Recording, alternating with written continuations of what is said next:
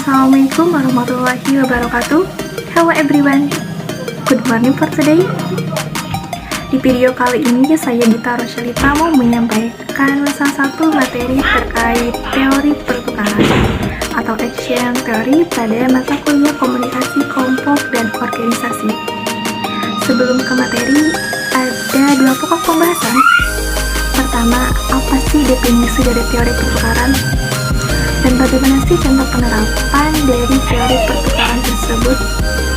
Oke, jadi teori pertukaran atau exchange teori menyatakan bahwasanya dalam sebuah kelompok sosial dan sebuah hubungan sosial itu terdapat tiga unsur. Pertama, unsur ganjaran, kedua, pengorbanan, dan ketiga, keuntungan yang saling mempengaruhi. Jadi dari ketiga unsur tersebut menyatakan bahwasannya seseorang memandang hubungan kita dengan orang lain sesuai dengan anggapan diri orang tersebut terhadap apa? Terhadap pertimbangan apa yang dia berikan dan apa yang dia dapatkan. Jadi menurut teori ini, ketika seseorang mau bergabung dan bertahan dalam satu kelompok, ketika apa yang dia dapatkan itu lebih besar dari apa yang dia berikan, apa yang dia korbankan, dan apa yang dia keluarkan, itu akan mendapatkan kelebihan dari apa yang dia terima.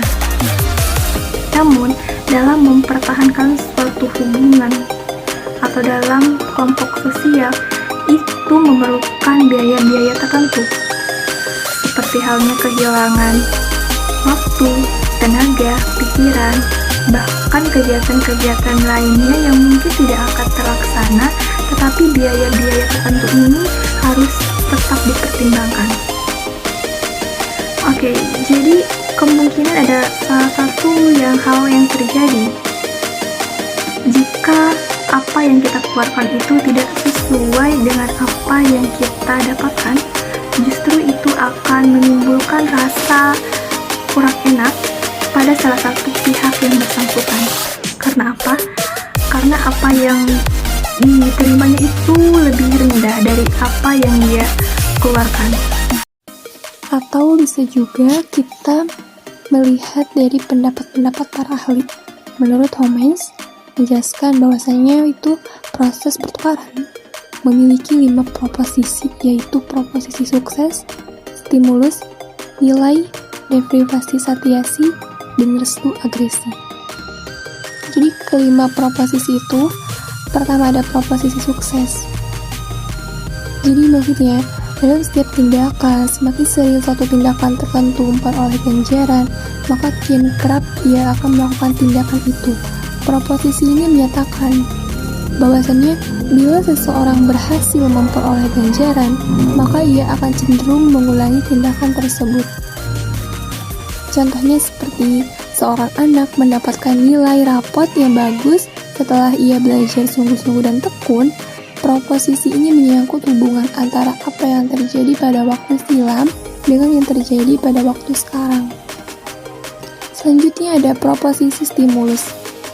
Jika di masa lalu terjadi stimulus yang khusus, stimulus merupakan peristiwa di mana tindakan seseorang memperoleh ganjaran, maka semakin mirip stimuli yang ada sekarang ini dengan yang lalu itu, akan semakin mungkin seseorang melakukan tindakan serupa atau yang agak sama.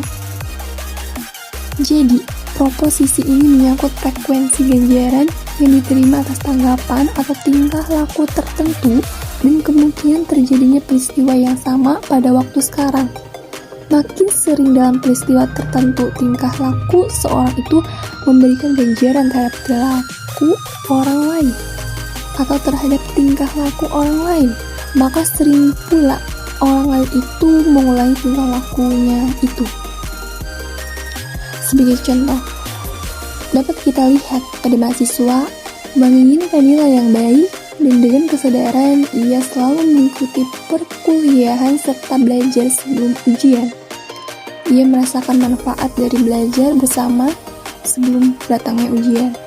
Maka ia akan melakukan kembali belajar secara bersama-sama dengan teman-temannya itu untuk mendapatkan hasil ujian yang baik. Kemudian ada proposisi nilai. Maksudnya bagaimana? Jadi, semakin tinggi nilai suatu tindakan, maka kian senang seorang melakukan tindakan itu. Maka proposisi ini memberikan arti atau nilai kepada tingkah laku yang diarahkan oleh orang lain terhadap aktor. Makin bernilai bagi seseorang, sesuatu tingkah laku orang lain yang ditujukan kepadanya makin besar, kemungkinan atau makin sering ia akan mengulangi tingkah lakunya itu. Sebagai contoh, dapat dilihat pada tingkah laku mahasiswa yang menganggap bahwa ia mempunyai kesempatan untuk melihat suatu konser favoritnya, dan di saat yang sama ia harus menyampingkan perkuliahannya karena ia masih dapat kuliah di hari yang lain. Ini artinya ia menganggap mana yang lebih penting, kuliah atau menikmati konser yang menyenangkan. Kemudian ada proposisi deprivasi satiasi. Semakin sering di masa yang baru berlarut seseorang menerima suatu ganjaran tertentu, maka semakin kurang bernilai bagi orang tersebut peningkatan setiap unit ganjaran itu. Maka proposisi ini menjelaskan bahwa makin sering orang menerima ganjaran dari orang lain, makin berkurang nilai dari setiap tindakan yang dilakukannya berikut. Misalnya seorang wanita gitu, setiap berulang tahun selalu diberikan hadiah, misalnya boneka, oleh teman prianya, maka ia merasa dia itu menjadi tidak menarik bagi dirinya karena mungkin ia merasa telah jenuh atau bosan. Semoga dengan bentuk hadiah yang selalu sama. Kemudian ada proposisi restu agresi. Bila tindakan seseorang tidak memperoleh ganjaran yang diharapkannya atau menerima hukuman yang tidak diinginkannya, maka ia akan marah. Ia cenderung menunjukkan perilaku agresif dan hasil perilaku tersebut bernilai baginya. Bila mana tindakan seseorang memperoleh ganjaran yang lebih besar dari yang diperkirakan atau tidak memperoleh hukuman yang diharapkannya, maka ia akan merasa senang. Ketika melihat bahwa makin dirugikan seseorang dalam hubungannya dengan orang lain, makin besar pula kemungkinan orang tersebut akan mengembangkan emosi seperti halnya marah.